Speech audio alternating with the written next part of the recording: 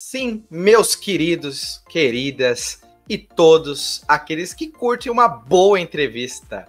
Eu sou Yuri Mazetti, estou diretamente aqui no Página Tripla para bater um papo com todos vocês e com um cara muito querido aqui do meio dos quadrinhos, que vai contar um pouquinho sobre roteiro, sobre suas ideias, como chegam até se transformarem no produto que a gente tanto ama, livros e quadrinhos, tá certo? Só vou pedir a todo mundo, antes de eu chamar o meu convidado, a deixar seu like, é claro, se inscrever no Página Tripla se ainda não for inscrito, acho que é chegar aos 1000 inscritos, até, sei lá, vamos marcar até abril, maio, vamos ver. O meu entrevistado vai me ajudar a escolher mais ou menos um período para a gente bater os 1000 inscritos.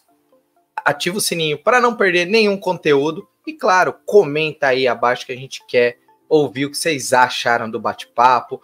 E, claro, deixa sua pergunta para a gente levar depois para ele também, para ele poder contribuir ainda mais. E, claro, mais uma coisinha que eu peço é compartilhar o vídeo e acessar os links aqui da descrição. Tem link da Amazon, tem link do nosso parceiro da Baús das HQs. Enfim, muita coisa bacana. Sem mais delongas, deixa eu chamar ele, que fala de terror, fala de luta, edita, faz os caras da Europa tremerem de medo perante a sua força. Alexandre Calari, muito obrigado por estar aqui no Página Tripla nessa entrevista maravilhosa. Valeu, Yuri, valeu pela apresentação. Fala, galera da Página Tripla, tudo bom com vocês? Obrigado pelo convite. É um prazer estar aqui. É isso, cara. A gente que tem um prazer imenso. Ficamos felizes por ter batido um papo com o John Higgins e saber que ele vai estar de volta ao Brasil depois de muitos anos com o fim dos tempos, não, fim do mundo. Sem fim. Mundo sem fim. Aí, estamos trocando as coisas. E ele comentou aqui com o Caio isso, a gente achou... Nossa, ele é uma pessoa única, né, Ale? Quebrei um pouco o protocolo, mas tive que falar sobre isso. Uma pessoa extraordinária, eu conheci ele por conta da inauguração que teve lá na Loja Monster, recentemente aqui em São Paulo. A Loja Monster ela expandiu para o segundo andar e o Guilherme, que é o proprietário, ele trouxe diversos convidados para cá, entre eles o John Higgins. Eu fiquei muito tempo conversando com o John na ocasião, comprei uma arte original dele, do Antes de Watchman, e durante o período que a gente estava lá mesmo, eu e o Daniel começamos a assim, porra, o John tem bastante coisa lançada, né? Tem bastante coisa aí de material autoral dele e tal, e nos ocorreu de pegar o contato dele, e no final das contas estava disponível uma obra que foi uma das obras aí da minha infância, juventude, que é O Mundo Sem Fim, que ele fez com ninguém menos que o Jamie Delano. Porra, aí você tem um cara que é o colorista do Watchmen, junto com o cara que escreveu uma das principais fases do John Constantine em Hellblazer. Imperdível.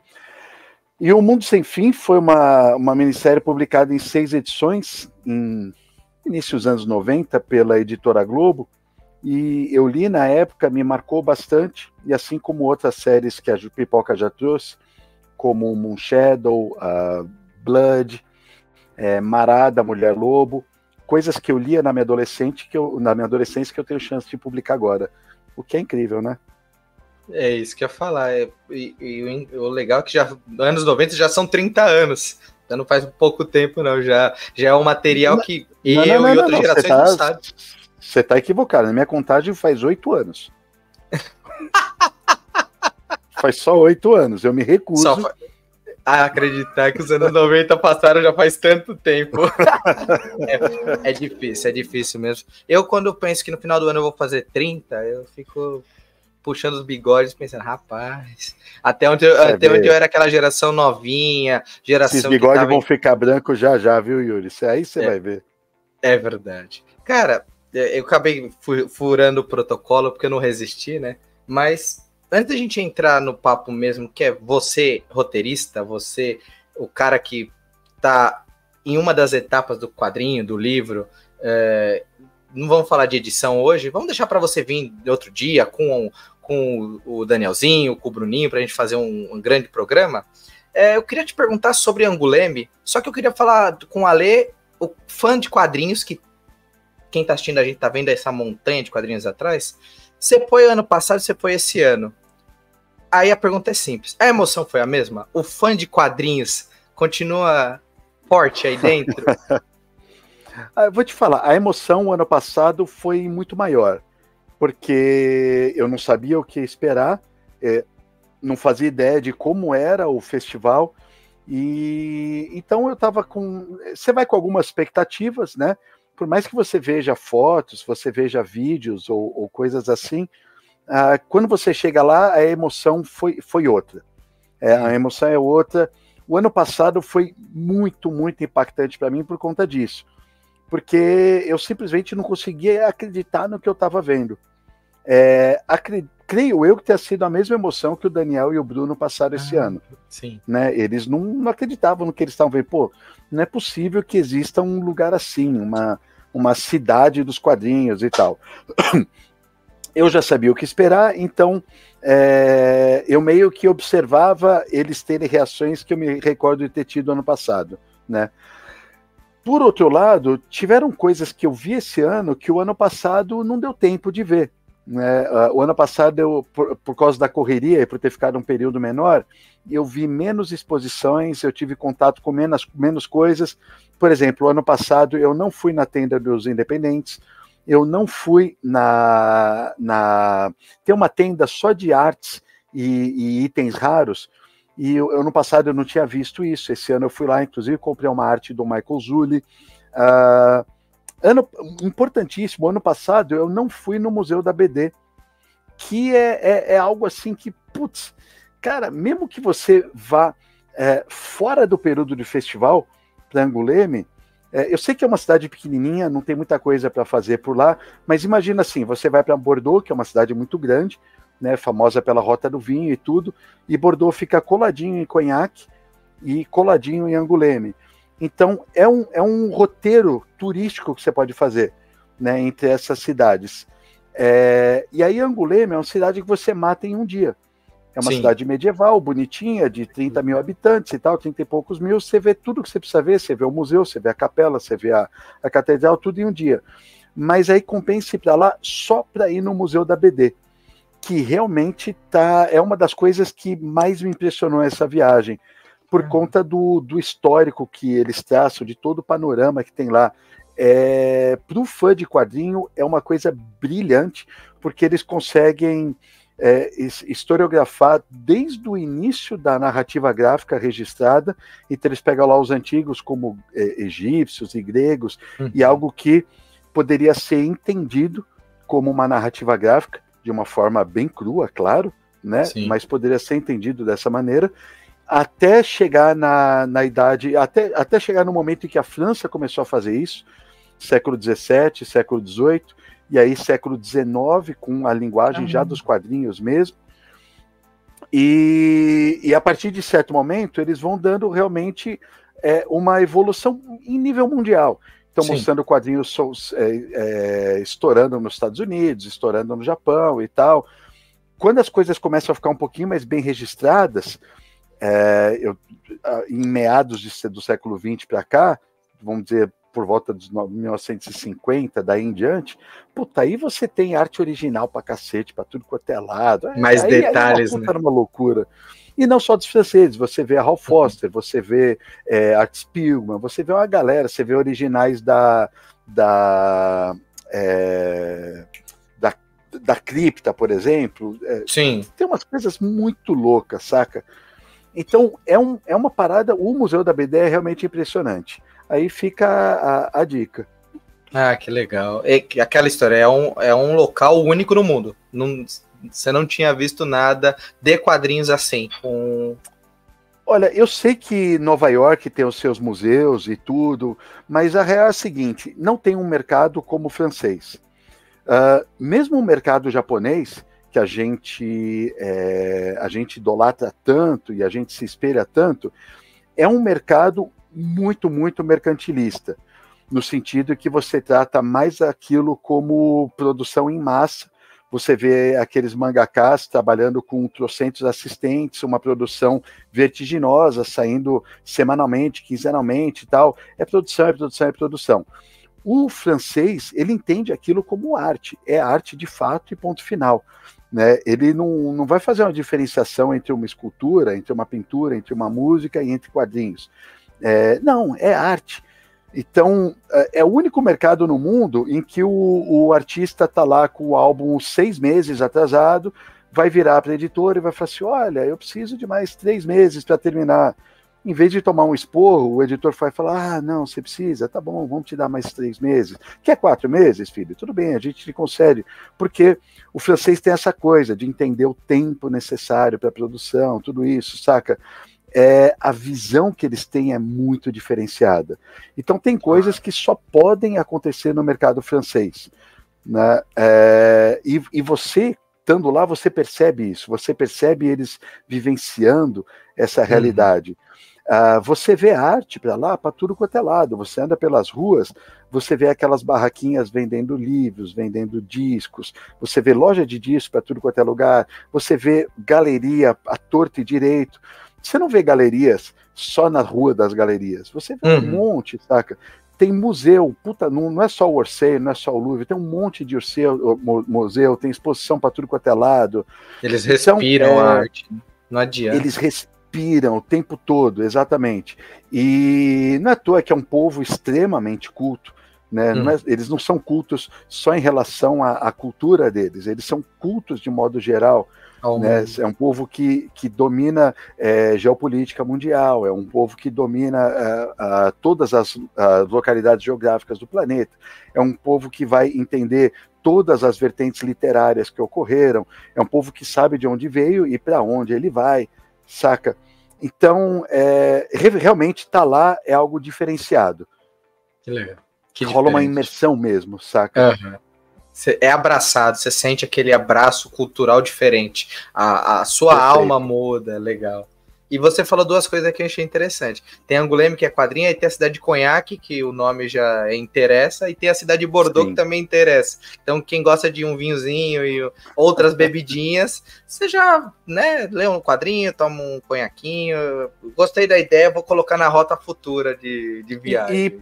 Por que eu mencionei isso aqui? Só o serviço de utilidade pública, você quer ir para Angoulême. Lógico que para o fã de quadrinho, o ideal é ir na data do festival.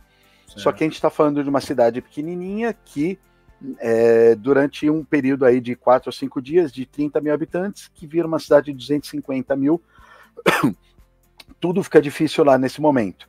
É difícil você encontrar estadia, por exemplo, os menus vão ficar todos mais caros, as ruas ficam, de certo modo, intransitáveis, enfim, é o problema de você ter um grande evento ocorrendo na cidade. É que nem quando você vai para a Feira do Livro de Paraty, né, que acontece lá no Rio de Janeiro.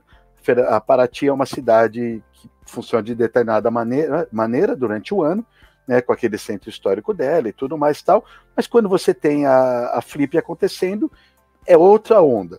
Guardadas as devidas proporções, vamos dizer que é mais ou menos a mesma coisa, né? Então, se você não consegue ir nessas condições, ou não quer ir nessas condições, você pode fazer uma viagem turística de fato.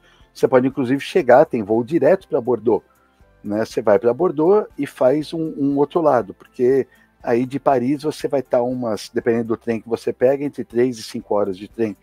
Né? Então, tem essas possibilidades aí acontecendo. Te abre um leque, assim. É bom porque realmente nem sempre as pessoas conseguem estar livres na época do festival, logo no começo do ano, entre outras coisas. É interessante, assim. E, cara, cultura eu acho que é muito legal. Você pegar aqui da América do Sul, do Brasil, você pegar da Europa também, acho que você vai ter um enriquecimento bacana, que eu acho que entra no que a gente vai conversar, que é roteiro.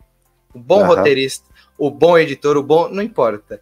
Ele estuda, ele pesquisa, ele entende. Antes de você falar das suas técnicas, Ale, antes de você falar de um roteiro específico, a gente vai falar um pouquinho de Espelho Meu, que é sua obra mais recente, você tem, eu sinto que você tem fases de roteirista. Você foi... Qual que é a diferença do Ale do primeiro livro, do primeiro material solo, né, pro Ale do Espelho Meu? Depois, sei lá, acho que 15, 20 anos você tem material escrito. Qual que é a sua principal evolução que você sentiu? Eu vou te falar, viu? Porque também tem o seguinte, né? Nos meus primeiros trabalhos, todos os meus primeiros trabalhos, eu era romancista. Então, nós temos a trilogia, tirando os livros técnicos que eu fiz, né, e aquela minha fase de traduções e tudo. Fazer tradução foi muito bom também, porque me ensinou bastante a escrever, porque você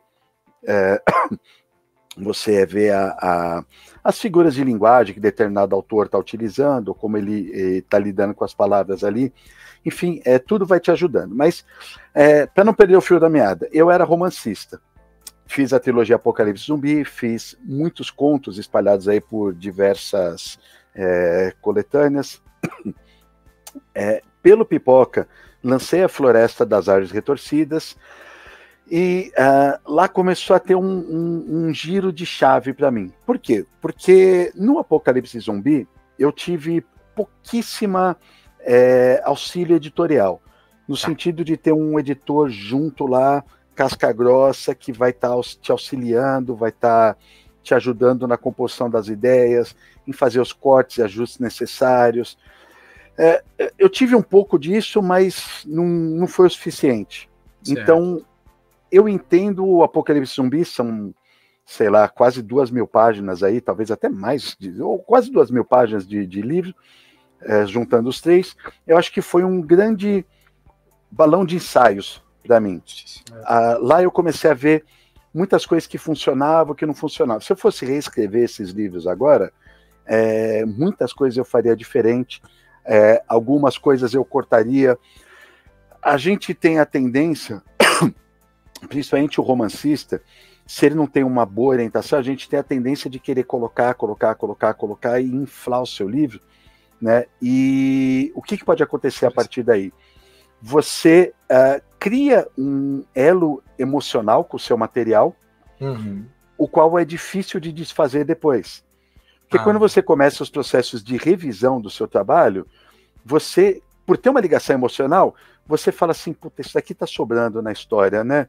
Essa trama aqui, ela, sei lá, ela ocupa 10 páginas e ela não tá levando para lugar nenhum. Nossa, mas ela tá tão legal, né? Não vou cortar isso não, de jeito nenhum. Se você tem uma pessoa de fora que não é nada pessoal, mas que ela tá olhando com outros olhos, com um olho até mais comercial, sabe, mercadológico mesmo, ela vai falar assim, Ale, essa trama aqui tá sobrando, cara. Isso aqui sabe quando a gente assiste um filme e fala, esse filme tá com barriga, podia ter 15, 20 minutos a menos? É isso, né? Quem faz esses cortes, muitas vezes não é o diretor, são outras pessoas que estão no entorno dele que vão ajudando a formar essa visão. Então, voltando ao fio da meada, o Apocalipse Zumbi foi muito um balão de ensaio para isso, e quando eu fiz o Floresta, eu tinha o Daniel e o Bruno, que são 2 editores de mão cheia, e lendo o meu texto original, foram me auxiliando nesse sentido, né? Melhorando o texto, deixando ele mais ágil, cortando alguns momentos e tudo, tal. Eles não chegavam, não é como se eles fossem tirar um momento crucial da história. Sim. Estava realmente limando a barriga para o texto ficar melhor.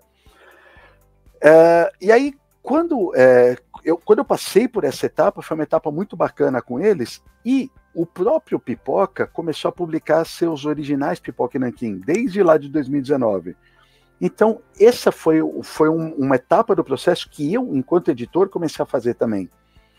Ler os textos de outros caras, ler o que o Jefferson Costa estava mandando, o Camilo Solano, eu estou vendo que tem um beliscão lá atrás, por exemplo, de easter egg, o do Camilo, o do Greg com a Bianca, todos os textos, os vencedores do Prêmio Geek, né, por exemplo, fui eu que tive à frente da publicação dos livros, né, tanto o Zona Livre quanto o Polícia Secreta. Então, você começa a adquirir essa visão crítica de editor. Logo, nada mais justo do que levar isso para as minhas obras. Então, quando eu comecei a fazer o Arena, que nem todo mundo que conhece a história já sabe que o Arena originalmente era um filme, o Arena tinha várias tramas intrincadas que giravam em torno de outros personagens que não os protagonistas, tinham tramas desenvolvidas com os lutadores coadjuvantes, tinham mais desdobramentos, tudo isso transformava o Arena já é uma coisa épica, né? Até mostrar, eu deixei ele separado aqui, aproveitando falar pessoal aí que o Arena está nas últimas cópias no nosso estoque, então as suas últimas chances aí para estar adquirindo esse quadrinho semi-autobiográfico da minha vida. Então, quando eu estava constituindo aí fazendo a adaptação do roteiro de cinema, né, que já era bastante épico, para o meu quadrinho, eu comecei a fazer esse processo de lapidação. Sim. Por compreender bastante a respeito da linguagem dos quadrinhos também, eu li isso a minha vida inteira, eu sempre soube que tipo de quadrinho eu queria fazer. Aí você vai ver que, tanto no Arena quanto no Espelho Meu, nós não temos recordatórios, nós não temos um narrador onisciente, ou um narrador em primeira pessoa, que seja coisa que eu valha, nós não temos esse tipo de narrador. Eu tentei deixar a melhor fusão possível entre imagem e diálogos. Eu queria que o quadrinho fosse veloz o suficiente, com detalhes o suficiente nas imagens e com diálogos críveis o suficiente para que imagens e diálogos contassem a história sem que eu precisasse fazer muitos recordatórios. Então, no Arena, por exemplo, o máximo que você tem é uma localização de data e local da história. São Paulo, 2011. É isso, né? Quando muda muito drasticamente um cenário, quando o cenário aparece pela primeira vez, então o nome da Casa Noturna, Olimpo, aparece lá localizando que aí você não precisa mais vir, dá aquilo, porque você já tem a informação do que é aquele local, né? Claro. Então, eu procurei me transformar num autor de quadrinhos que trouxesse sem nenhum juízo de valor para quem faz de forma diferente, mas eu queria me transformar num autor de quadrinhos que fosse trabalhar dessa forma. E no Espelho Meu, eu creio que eu aperfeiçoei ainda mais essa técnica. O Espelho Meu tem uma dificuldade de ser praticamente a história inteira, né, eu diria que 70% da história se passa dentro de um mesmo local, que é o quarto, né, a casa da protagonista, da Laura. Então você tem uma coisa muito hermética acontecendo, e sempre quando você faz esse tipo de trabalho dentro de um único local, você precisa de muito dinamismo, trabalhar diversos recursos narrativos, óbvios ou não, para você sair da mesmice, para você não tornar aquela leitura monótona, para você não tornar aquela leitura cansativa. Né? Você precisa manter o interesse o tempo todo, porque você não tem uma grande ação acontecendo, não tem uma bomba explodindo, não tem uma perseguição, não tem... Né? Então, o que num filme, né, Ale, seria a atriz ou o ator dando de si o melhor da sua performance corporal. Precisa da pessoa trabalhando, falando, às vezes nem tantos diálogos, mas a pessoa, se tá com medo, se tá com apreensão. Tem filmes maravilhosos com locais fechados que você fala, é dali que muito ator e atriz explode pro mundo. E dá para entender o que você quis fazer. Já viu um filme do Tom Hardy, esqueci o nome agora, mas o filme inteiro se passa com ele dentro do carro, e a câmera com ele dentro do carro. Muito bom esse filme. É um filme mostrar para minha esposa. Excelente. Pô, como é que você faz um filme inteiro com um único ator, ele falando no celular e coisa assim, tal, e dentro de um carro? Você vê que é uma habilidade enorme do diretor e do ator. Né? E claro, da edição e de todo o resto que compôs o filme, não é só isso que o filme é feito, né? Então, mas só para fechar o assunto da sua pergunta, quando eu me tornei um autor de quadrinhos, eu já tinha isso em mente, né? Eu já tinha essa habilidade, essa visão de editor e o cara que eu queria me tornar. Quando eu voltar a escrever livros, porque eu quero fazer romances, nem que não sejam publicados pelo Pipoca, nem que sejam lançados pelo Catarse ou até por alguma outra editora ou coisas assim, provavelmente eu vou ser mais discursivo, mais descritivo, da forma como eu gosto de ser, da forma como eu fui no Floresta, né? Mas o Alexandre, autor de quadrinhos, do momento, ele é assim. É interessante. Você até pegou uma fala que ia ser minha pergunta, se teria abertura para você publicar independente, outras editoras, mas eu vejo que essa abertura, não há um problema, porque às vezes o pessoal pode até falar, poxa, o Alexandre está preso à sua própria editora, que mais fácil, digamos assim, entre aspas, bem grandes, porque ninguém vai publicar qualquer porcaria, mesmo sendo sua, para ver seu negócio afundar. Então, interessante, mas aí é uma pergunta mais curiosa. Sai quadrinho de romance? Você acha que você tem esse... Ou mais o livro é o estilo para você no romance? Então, completando aquilo que você falou, várias editoras, elas me faziam convites para fazer contos e coisas assim. Uhum. Eu nunca tive convite para escrever um romance de fato em outra editora, né? Até publiquei uma ou outra história em quadrinhos também em outras editoras e tudo. Isso foi antes do Pipoca pegar firme, né? Pegar no breu de vez. Eu adoro escrever contos. Eu não tenho muito tempo não vou ter tempo hoje de fazer um romance inteiro, fazer uma novela inteira para ser publicado por outra editora, né? Eu guardaria isso daí provavelmente para ser lançado, porque como é algo de muito vulto, provavelmente seria lançado pelo Pipoca, assim como uma graphic novel muito grande, 200 páginas e tal, é algo que provavelmente seria publicado pelo Pipoca, a não ser que se fosse uma coisa fora da curva, assim, né? Sei lá, uma Graphic MSP, um negócio que é um projeto muito grande, aí sim. Mas eu sou totalmente aberto a qualquer editora, mesmo como várias já fizeram, né? Fala assim, olha, você quer escrever um conto para uma coletânea de terror que está saindo aqui, assim, assado, tal? Você quer, porra, lógico, vamos lá. Né, se eu tiver tempo, eu vou lá e faço. Quer escrever um conto de espada e feitiçaria, tal? Pô, vamos lá. Se eu tiver prazo dentro do meu tempo, porque o tempo é o grande diferencial, adoraria continuar publicando um monte de coisa por aí, não tem nenhum problema. Dito isso, aí em relação a gêneros, né, que você me perguntou, eu não tenho, você vê, o Arena é uma história é um drama, um drama bem humano, com uma pegada aí no mundo das artes marciais. O Espelho Meu é um thriller psicológico com um final abominável. O Floresta é um terrorzão mesmo, com um pé no mundo do Lovecraft.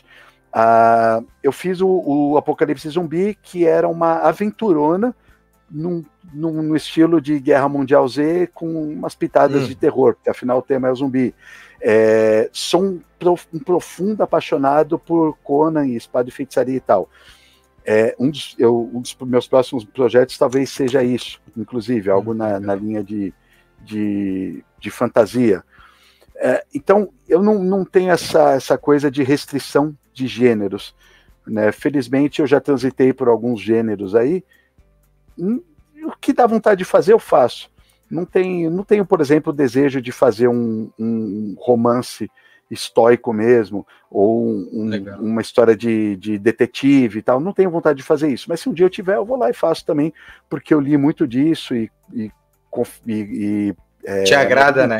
Curti pra caramba. Então é mais questão de você querer fazer a parada mesmo. Legal. É porque eu vejo que tem pessoas que respiram alguns gêneros. Você sempre comentou sobre o terror e se sentia muita vontade de falar sobre, e não só isso, colocar a sua visão sobre. Não quer dizer que você queira fazer sobre super-heróis, que também é um gênero que você gosta. Fazer um super-herói do Alexandre Calari. Talvez a escrita não seja pro seu ponto. Não, acredito que não. Mas o que eu gostei do seu material, que nem do Espelho Meu, é que você fez o terror, mas você colocou a pitada da novela, da atriz decadente. Você colocou outros gêneros, né? Outros pontos que talvez num outro terror mais simples, sem camadas, né? Fosse aquele terror básico que a gente assistia nas noites de domingo, que era 2 adolescentes fazem um amor e vem um bicho ou um monstro que ataca eles, que a gente tem uns 70 filmes assim.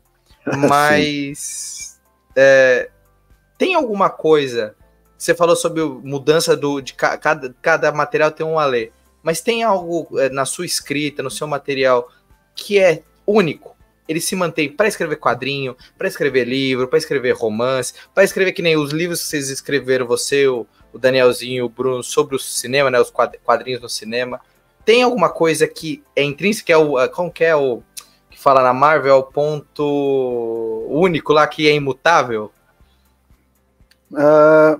Eu acho que o ponto, assim, a coisa única é o que é único para todo escritor, que é quem eu sou, a minha visão de mundo, né? Na faculdade, a gente estudou um texto teórico de autoria do Saramago, que aquilo lá nunca me fugiu da cabeça, em que ele explicava nesse texto que tudo que existe num texto essencialmente é um autor. Às vezes eu vejo autores falando assim que eles captaram coisas no éter, sabe? Eles captaram coisas que vêm de fora, assim, uma ideia veio para mim e não sei o que lá e tudo. Eu não consigo acreditar nisso. Eu tenho uma mente muito lógica e muito analítica. Eu penso que todos nós temos o nosso consciente, o nosso inconsciente, e as coisas que estão gravadas na nossa mente, quer a gente lembre ou não, tudo aquilo que a gente leu, tudo aquilo que a gente testemunhou, que a gente vivenciou, que a gente assistiu, todas as nossas lembranças, todas as nossas memórias, desde o momento que você estava no útero até hoje, isso daí está gravado na sua mente, que é um grande computador. E isso daí é o que molda a sua personalidade. E a sua personalidade, a exteriorização da arte vem a partir da sua personalidade. Então, o Saramago defendia isso nesse texto. Ele fala assim, que no seu texto, os heróis e os vilões são você. As principais características, as melhores características de um personagem e as mais execráveis também são você. Né? Mesmo tudo aquilo é você, mesmo que seja algo que te causa nojo, que te causa asco, né? Mas tudo aquilo, de algum modo, está compreendido na tua personalidade. Então, se você partir desse ponto de vista, o que torna único esse trabalho, o meu trabalho? O que torna único o meu trabalho é justamente o fato de que ele vem do background do Alexandre Calari. As coisas que eu vivi enquanto indivíduo que moldaram a minha personalidade vão influenciar a minha escrita. Entende o ponto que eu quero chegar?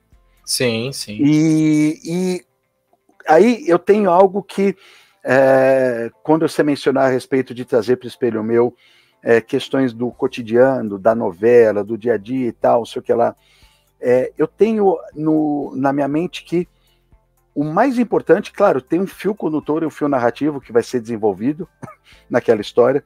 Eu acho que os personagens, eles precisam começar em um lugar e chegar em outro, né? Precisa ter isso é algo que a gente aprende na faculdade também, né? Que você precisa ter uma evolução do personagem ou uma involução do personagem. O personagem pode progredir ou regredir, ou enfim, mas o personagem precisa ter movimentação, exatamente, e precisa ter identificação. Ontem eu assisti um filme antigo, uma porcariazinha com a Charlize Theron. Assisti do nada, tava no achei que você tinha assistido Madame Teia. Eu falava, poxa, Lê, não é do seu feitio. Eu assisti ontem, cara. Nossa senhora, não, tô longe disso. Mas assisti um filme com ela em que a personagem era uma personagem extremamente problemática, cheia de problemas, cheia de traumas, cheia de dificuldades e tal. Eu racionalmente compreendia todos os traumas daquela personagem.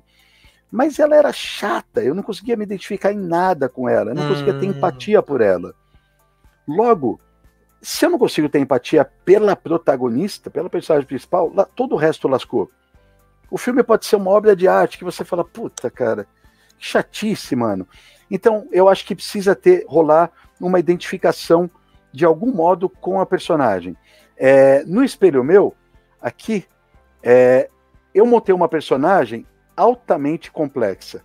A Laura, a Laura Brondi, ela é muito, muito complicada. Ela tem várias dificuldades, vários problemas não resolvidos, que vêm provavelmente desde a infância lá, problemas com o pai dela, problema de aceitação, ela tem problema com a idade dela, ela tem uma personalidade irascível, extremamente irascível, ela é bocuda pra caramba, ela é, muitas vezes, desnecessariamente mal educada, ela é ingrata de várias formas, enfim, ela é problemática.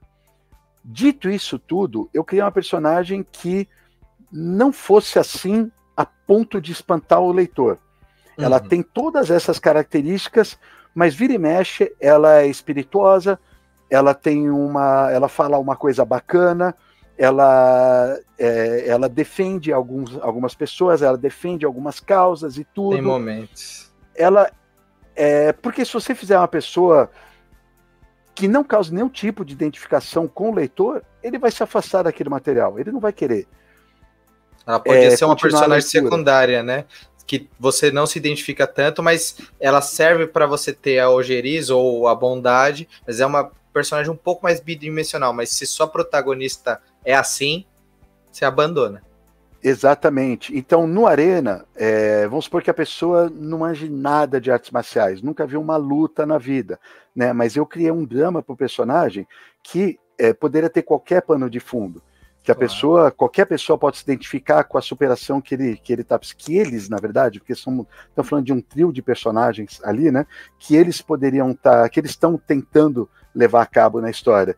Então, no Floresta a mesma coisa, né? O Ada, que é o protagonista, também tem uma história de identificação com tudo que ele está vivendo na vida dele, por mais maluca que seja a história. Né? Uhum. Então, e aí tem um ponto interessante que a gente leva como autor. Quanto mais fora da curva for ser a sua história, quanto mais maluca, no Floresta tem um puta de um apocalipse Lovecraftiano acontecendo que a gente sabe que é fora da nossa realidade. Então, precisa ter um elemento que ancore aquilo. E esse elemento é justamente o elemento humano, né? Que tem que ser o mais verossimilhante possível para que a coisa não fique tão largada. Eu acho que esse é o segredo para fazer uma boa construção de roteiro. Ah, legal. E não pode se perder, que a gente falava. Pelo menos eu voltei, eu tenho uma mania de tentar terminar as coisas, eu vou assistir The Walking Dead. E eu lembro que a gente falava muito de The Walking Dead no começo, que o humano é mais importante que os zumbis. Os zumbis são um passo, né? São ameaça, mas às vezes os humanos são piores. Aí tem toda a barriga e temos 12 temporadas disso aí. E quando você fala disso, eu vejo que se perderam nesse caminho. Quem faz a série, não sei se saiu o roteirista, original e tudo mais, eles se perdem no meio do caminho, você perde uns detalhes, aí eles voltam com o humano, aí tira personagem, enfim. Mas esse detalhe, quem lê suas obras, que eu vejo, fala disso, e aí vem uma outra coisa. Você falou dos seus livros do Apocalipse Zumbi, a falta de alguém para te ajudar, colaborar com o seu texto. Ser um cara que não minta, e sim colabore. Agora você também é editor, você já era editor antes, Ale, mas agora você é mais editor, você foi ganhando mais bagagem. Tem que virar a chavinha? Quando você está fazendo o material, ou você faz seu material meio que se editando também? Já dando uma enxugadinha, já pensando como que vai ser o processo, tanto do Bruno ou do Daniel, de quem vai trabalhar com o seu texto? Hoje o processo para mim é muito mais completo do que jamais foi. Hoje, conforme eu vou trabalhando no material tal, eu já vou tendo uma visão que anteriormente eu não tinha, né? Anteriormente você tem a visão do autor, eu tinha a visão do autor, eu queria fazer acontecer, porque essa cena é muito boa, porque foi uma inspiração enquanto eu estava, sei lá, no Ano Novo, bebaço, que é aquilo que eu falei, você tem uma identificação emocional com aquele momento. Hoje não, né? Hoje eu preciso pensar, isso aqui está servindo para a história? Essa cena aqui, ela realmente está levando a história adiante, ou é só mais uma cena? Porque isso está desenvolvendo, então não está levando a história adiante, tudo bem, mas isso está desenvolvendo o personagem, está mostrando para o leitor uma faceta a mais dele, está mostrando para o leitor algo sobre o emocional, o psicológico dele, sobre o caráter dele, está mostrando algo sobre o passado desse personagem? Não está fazendo nada disso. Tem algum modo de essa cena estar agregando, né? Tá agregando um pouquinho, sei lá, a respeito do mundo que eu estou desenvolvendo? Não. Então para que diabo essa cena está aqui? Entende? A gente começa a ter mais essa visão, né? Porque também escrever, produzir, de modo geral, quanto mais quando você começa a se envolver com o material, começa a virar aquele puta celeiro de ideias e começa a vir um monte de coisa e você quer ir jogar tudo, né? Eu fui músico e a gente tinha muito essa bagagem no estúdio. Você tava compondo uma música, aí um guitarrista faz uma parte legal, puta, essa parte, vamos dar um jeito de encaixar nessa música. Não é assim que as coisas são. Não é porque aquela parte é legal que você vai encaixar nessa música. Aquela parte pode virar outra música. Sim. Entende? A questão é que na música a gente faz isso muito mais fácil, né? E no livro não. Um livro, às vezes, uma cena, num quadrinho, uma cena que não é aproveitada, ela vai simplesmente se perder aí nos corredores da biblioteca do Lucien, do Sandman. E vai ficar lá para sempre. Mas eu hoje em dia tenho muito mais essa visão. Então, o Espelho Meu foi um título que o Floresta deu mais trabalho para o pessoal do PM de ponto de vista editorial, mesmo sendo um livro, né? O Arena deu um pouco menos de trabalho. O Espelho deu bem menos trabalho, né? Porque você vai aprendendo cada vez mais nesse sentido. E aí, se você... o pessoal que está assistindo o vídeo vai falar assim, mas aqui o Ale também. O Ale tem o Daniel, o Bruno, tem outras pessoas, tem outros editores no Pipoca, o Rodrigo Guerrino, que trabalha diretamente comigo para fazer a leitura e tal. Se você não tem ninguém, você precisa se cercar de pessoas, que são pessoas que você confia, né, que não adianta ser a sua avó, a sua tia, que só vai falar assim, ai, que lindo, filhinho, nossa, adorei o que você escreveu. Não, uma pessoa que vai ter um senso crítico, uma pessoa que vai ter uma bagagem que vai te auxiliar a fazer aquele material. Então, por exemplo, no caso do Espelho Meu, a minha protagonista, ela é uma mulher, eu sou um homem, eu resolvi escrever uma protagonista, e eu precisava dar uma voz crível para essa pessoa. Então, o que eu, Alexandre, faço na minha produção? Eu busco o ser humano universal, porque aí, independente de ser homem, mulher, de ser trans, de ser o que for, né, independente da nacionalidade, independente da etnia, independente da religião, existe o ser humano universal, que vai ser as pessoas que vão ter os mesmos sonhos, os mesmos anseios, os mesmos desejos na vida. Todo mundo quer ser feliz no mundo, todo mundo quer obter êxito na vida, todo mundo quer ter uma boa relação amorosa, todo mundo quer ter paz e sossego, quer ter uma condição financeira estável, todo mundo quer deixar os pais orgulhosos. O ser humano universal, ele vai ter os mesmos anseios nessa vida. O que muda são as particularidades, as peculiaridades, né? Então, uma vez eu tendo escrito sobre o ser humano universal, eu busquei ajuda de pessoas que eu confio. No caso, a minha mulher. Por quê? Porque eu preciso dar voz para esse ser humano, né? E eu não sei, eu literalmente não sei se a voz que eu estava dando para a Laura é efetivamente a voz de uma mulher crível. Algumas coisas eram, outras não. Aí chegou a visão de uma mulher, a minha esposa e a Jéssica Torlesi, nossa editora de vídeo, posteriormente, que fizeram as leituras críticas, antes mesmo até de passar para o Robson Moura, o desenhista, fizeram as leituras críticas e me corrigiram, né? Elas não me corrigiram no sentido de mudar a personalidade da Laura. Elas me corrigiram no sentido da voz da Laura estar inapropriada em alguns momentos, que são correções absolutamente naturais, né? E você, enquanto autor, enquanto escritor, você precisa saber escutar. Da mesma forma que, por exemplo, indo para uma direção nada a ver, vamos supor que eu resolva fazer um livro que se passa, sei lá, dentro de uma prisão. Eu, Alexandre, nunca tive numa prisão. Como é que eu vou imaginar como é o mundo de uma prisão? Eu preciso conversar com alguém que saiba. Eu vou fazer uma pesquisa de campo, eu preciso entender como é esse mundo. Eu preciso conversar com um diretor de prisão, com um carcereiro, eu preciso conversar com presos, eu preciso conversar com pessoas que já estiveram lá. Eu preciso conversar com essas pessoas para poder ter bagagem para escrever sobre prisão, não é verdade? Se eu for escrever, eu preciso ter isso, senão o meu livro vai ser inverossímil. Não vai ter a voz correta. E aí o leitor percebe. Com certeza. Aí a leitora percebe. Puta, isso aqui, Ale, isso aqui, te sinto muito, tá errado. Né? Genérico, tá estereotipado. Exatamente, é onde você peca. Todas essas questões aí são coisas que o autor tem que se preocupar, sabe? E se o autor não se preocupa, primeiro que ele não está sendo bacana, né? Não está fazendo um trabalho, não está fazendo o trabalho dele. Mas se um editor aponta, ou se uma pessoa de confiança aponta, a autora precisa ter humildade suficiente para saber que aquilo não é pessoal. Certo. Né? Nunca pode se levar para o lado pessoal. Se você está buscando uma leitura crítica, é tudo para o bem do título, é tudo para o bem do produto. do livro final. Então é isso. Deixa o seu ego de lado, deixa o seu ego de fora da sala, né? E escuta o que as pessoas têm a dizer. É importantíssimo isso. Então, aí, lógico que tem filtragem, né? Você não precisa escutar 100% só porque uma pessoa falou. Você faz uma filtragem de tudo, mas escuta, porque faz parte, essa parte de edição faz parte do processo. Exato. E não só isso, né?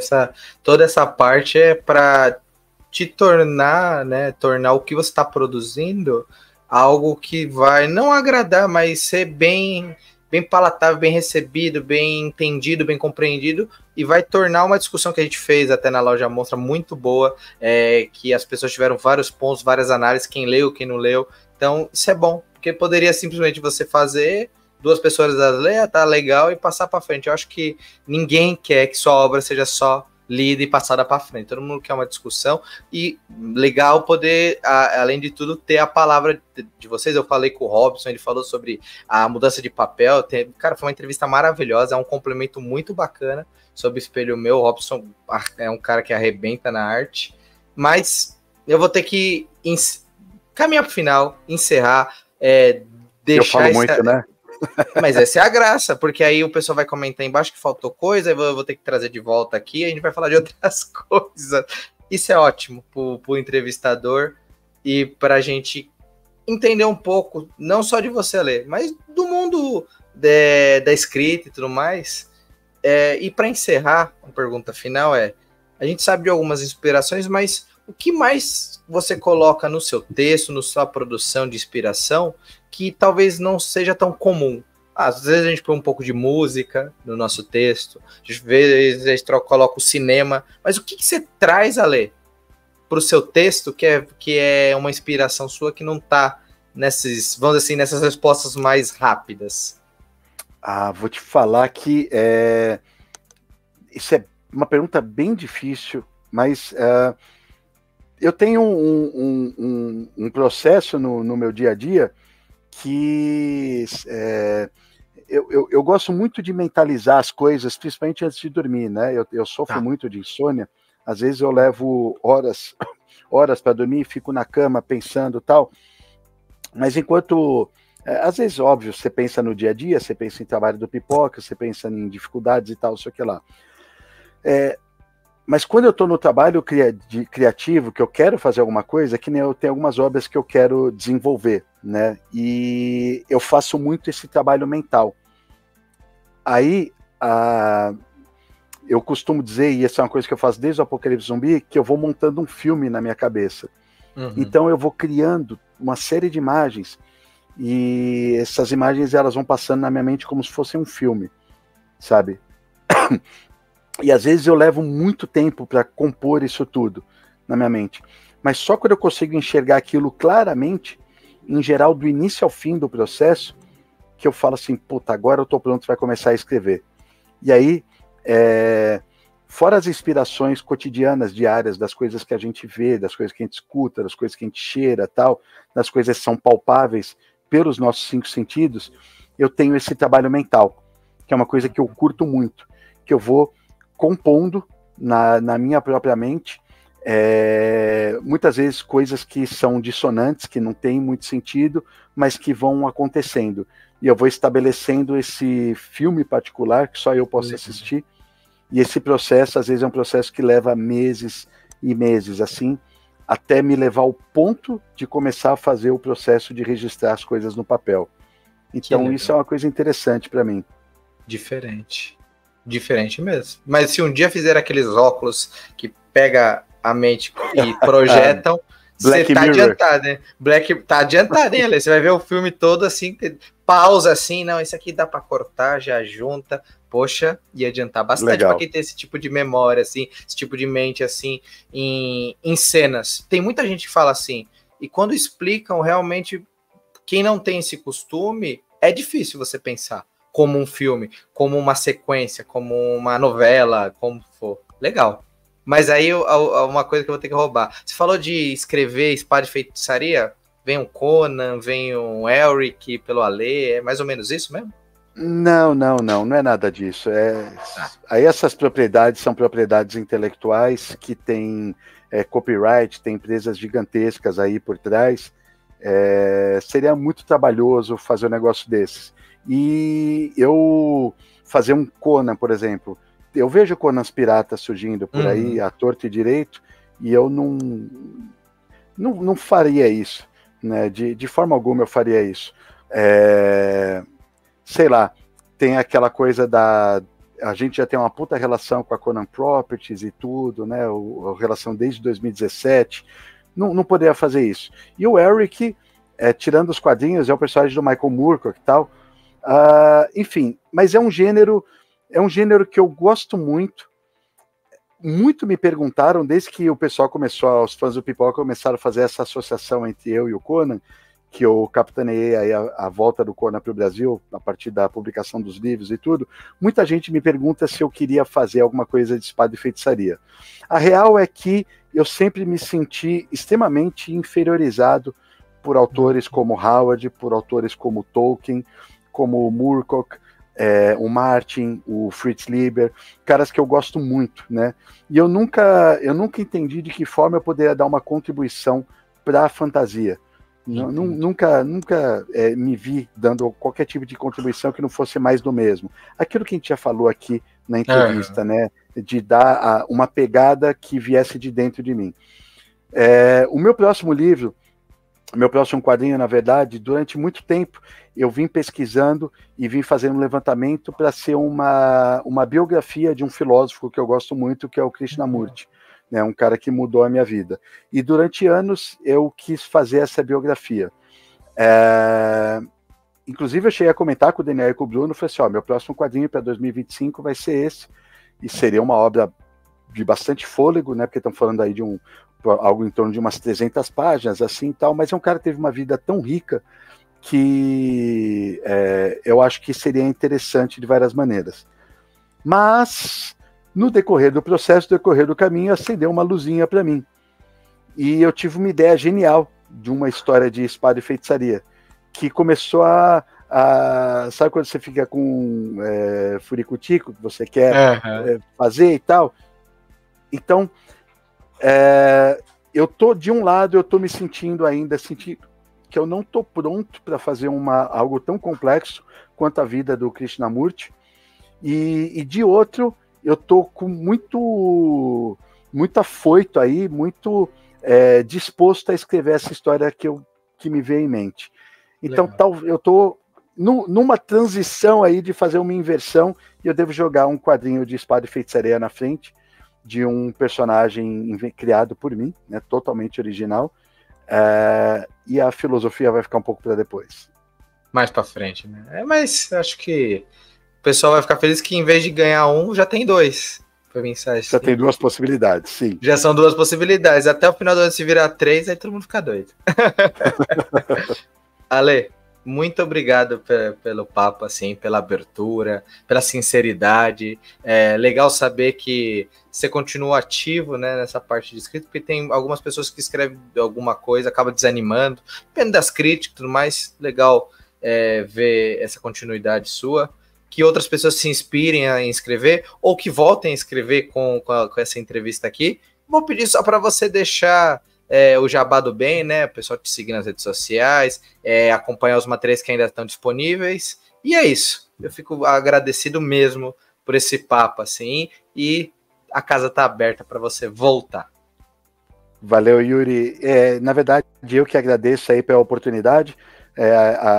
O pessoal me chama com muita frequência para conversar a respeito do Pipoca e Nanquim, enquanto editor, enquanto lançamentos e tal. Então, cada vez que eu sou chamado para falar sobre o meu trabalho como escritor, eu sempre dou hiper prioridade, assim, porque é uma coisa que eu amo fazer.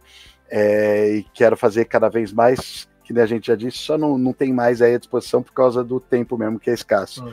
E aí queria convidar o pessoal para me seguir lá no Instagram, no @AlexandreCalari, seguir o Pipoca e Nanquim, @Pipoca e Nanquim, quem não segue ainda.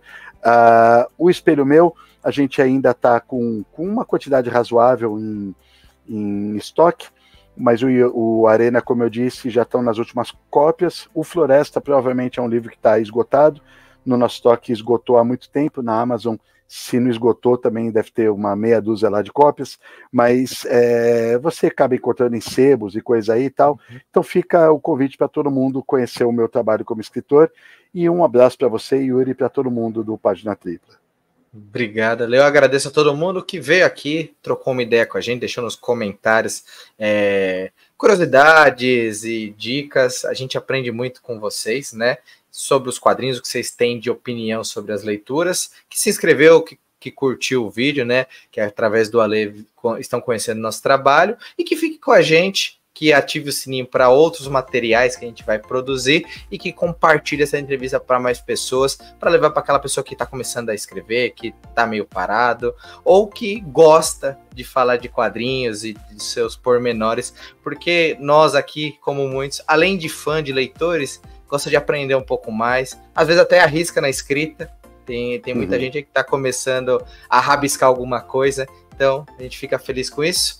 E a gente encerra por aqui. Forte abraço e fica aquela célebre frase: nada melhor que uma página dupla do que uma página tripla. Valeu, galera. Até a próxima. Valeu, abração.